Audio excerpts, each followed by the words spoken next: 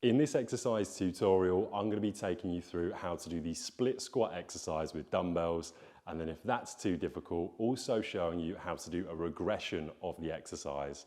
Now, the first thing I want you to do is pop the dumbbells in your hands, shoulders back, and you've got your feet together. I'll do this side on so you can best see. I'm going to take a really big stride forward. And from here, I'm now going to make sure that I'm nice and upright, I'm not leaning forwards, my shoulder blades are back, and I'm looking directly ahead of me.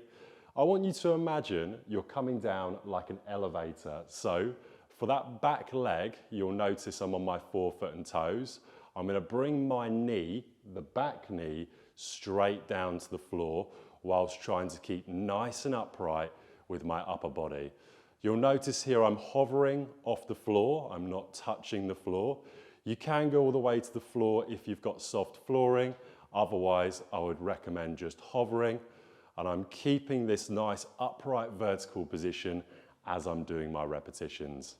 Now let's say, for example, you're doing that and you're all over the place, you're doing it and you're topsy-turvy, you're going everywhere.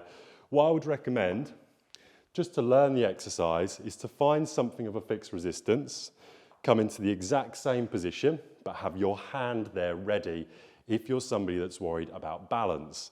So what I mean by that is I've come into my split stance, I'm nice and upright. If I now go wobbly, I can always put my hand straight away on that fixed resistance object. You can, of course, keep your hand there, and then you can progress to taking the hand off, and then you can progress even further to having nothing around you for support and having 2 dumbbells in each hand. That's how to do the dumbbell split squat, which you would repeat for your desired amount of sets and reps.